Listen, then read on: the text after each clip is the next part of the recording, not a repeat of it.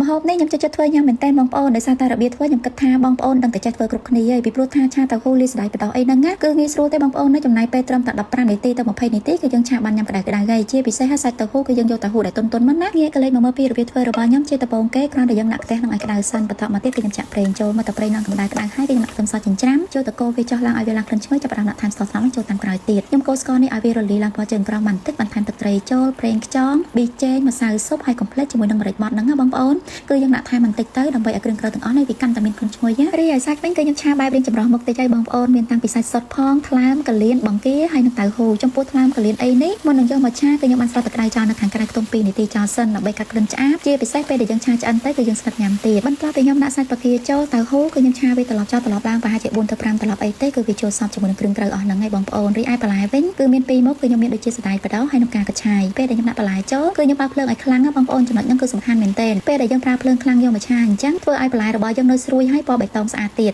ហើយការឆាហ្នឹងគឺអត់យូរទេបងប្អូនប្រហែលជា3ទៅ4នាទីអីគឺវាសពាត់ជាមួយនឹងសាច់យើងអាចដួសយកមកញ៉ាំបាននេះណាកុំឲ្យឆាវាឲ្យឆ្អិនជ្រុលបងប្អូនដោយសារតែសណ្តែកបដោនិងការកញ្ឆាយនេះពេលដែលយើងឆាគឺវាងាយឆាប់នឹងទន់ណាអញ្ចឹងហើយយើងឆាមើលថាបានប៉ុណ្នេះអីគឺញ៉ាំឆ្ងាញ់ទេបងប្អូនគឺវាមានជាតិផ្អែមណាហើយចំពោះតៅហ៊ូបងប្អូនចង់ឆាឲ្យឆ្ងាញ់ទិញតៅហ៊ូបែបនេះទន់ៗដូចខ្ញុំអញ្ចឹងមកគឺមានជាតិណាស់ឆានេះនៅពេលដែលខ្ញុំឆាគឺខ្ញុំបានថែមទឹកនៅក្នុងហ្នឹងឯណាបងប្អូនជាតិទឹកហ្នឹងគឺចេញពីបន្លែដែលយើងឆាហ្នឹងហ្មងណាគឺវាមានទឹកខាប់ៗតិចៗបានញ៉ាំឆ្ងាញ់បើមិនជាយើងដាក់ទឹករៀងច្រើនឆាទៅក៏បាត់បង់រសជាតិដែរអញ្ចឹងហើយចំពោះការឆាបងប្អូនធ្វើម៉េចលៃលោកគ្រឿងផ្សំឲ្យត្រូវជាមួយនឹងបន្លែរបស់យើងមករីឯសាច់វិញគឺដាក់ចម្រោះមុខដូចខ្ញុំចេះទៀតកាន់តែឆ្ងាញ់ហ្មងចំពោះឆាតៅហ៊ូស្ដាយបដោះហ្នឹងមួយមុខនេះមិនត្រឹមតែងាយស្រួលធ្វើទេរីឯគ្រឿងផ្សំវិញកាន់តែស្រួលរកទិញទៀតបងប្អូនអញ្ចឹងហើយសម្រាប់បងប្អូនខ្លះបើសិនជាគាត់នឹកមុខម្ហូបអត់តាន់ឃើញកុំភ្លេចធ្វើមួយមុខនេះជូនគ្រួសារញ៉ាំផងណាចាឥឡូវនេះការបង្ហាញពីរបៀបធ្វើមុខម្ហូបរបស់ខ្ញុំគឺមានការបង្ហាញតែប៉ុណ្្នឹងទេយើងជួបគ្នានៅវីដេអូក្រោយទៀតអរគុណត្រីប្រាសំយ៉ងជូរអែមនេះហ៎បងប្អូនតិចថាដាំបាយមួយឆ្នាំនឹងសល់អីទៅគឺអត់ទេមានតែខ្វះក៏អាចថាបានដែរដោយសារតែត្រីប្រាសំយ៉ងជូរអែមហ្នឹងគឺរសជាតិឆ្ងាញ់បងប្អូនធ្វើឲ្យអាចញ៉ាំជាមួយនឹងបាយក៏ឆ្ងាញ់បានបបរសទៀតគឺកាន់តែត្រូវរសជាតិត្រីប្រាសំយ៉ងគឺឈ្ងុយចេញពីស្លឹកខ្ទឹមហើយនឹងខ្ទឹមសខ្ទឹមក្រហមនេះចាចំពោះការធ្វើរបស់ខ្ញុំជាដំបូងគេដាក់ខ្ទឹមសយកមកលេងគឺយើងលេងហ្នឹងមិនចាំឲ្យខ្ទឹមឡើងក្រៀមទេបងប្អូនមើលថាវាមានក្លិនឈ្ងុយហើយគឺយើងអាចដាក់ខ្ទឹមសនិងខ្ទឹមក្រហមជាប្រភេទក្របៗអញ្ចឹងចូលតាមក្រោយទៀតណារីឯស្ករក៏ខ្ញុំប្រើជាមួយស្ករត្នោ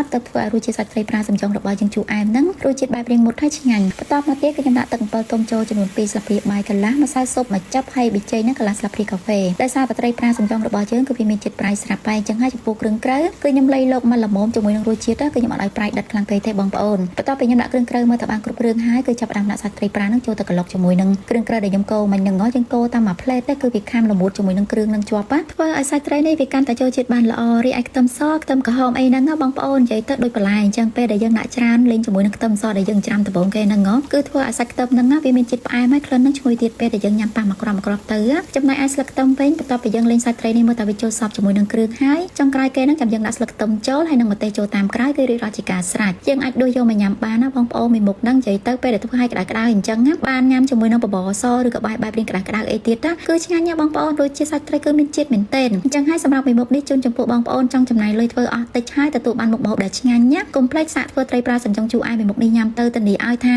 របៀបធ្វើក៏ងាយស្រួលរីឯរសជាតិហ្នឹងក៏បានឆ្ងាញ់ទៀតសាច់ត្រីប្រាសំយ៉ងគឺខ្ញុំចូលចិត្តទិញនៅកន្លែងពោះវាមានខ្លាញ់ហ្នឹងបងប្អូនពេលដែលយើងកាត់កង់ហើយជៀនវាបែបរៀងក្រៀមៗអញ្ចឹងយកមកកន្លុកគ្រឿងអញ្ចឹងទៀតគឺថាចូលជាគ្នាញ៉ាំទៅឆ្ងាញ់ណាស់និយាយមែនមួយមុខហ្នឹងណា